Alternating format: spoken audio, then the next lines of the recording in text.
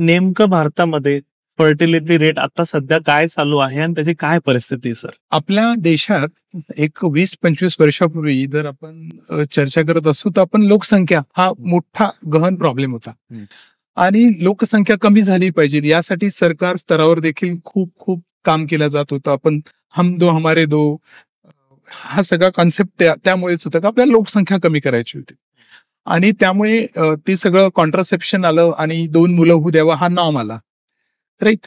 त्यानंतर आत्ताची जी स्थिती आहे म्हणजे आपण कुठली लोकसंख्या कशी वाढते त्याच्यासाठी फर्टिलिटी रेट हे बघत असतो, हा मापदंड असतो. तर 20 वर्षापूर्वी आपला फर्टिलिटी रेट भारताचा 3.2 होता. 15 वर्षापूर्वी तो 2.2 होता.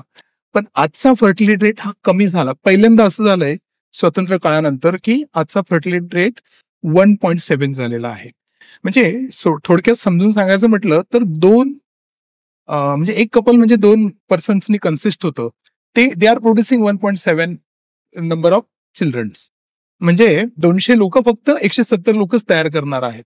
म्हणजे फर्टिलिटी रेट हा कमी झालाय आणि पॉप्युलेशन कमी होणार आहे.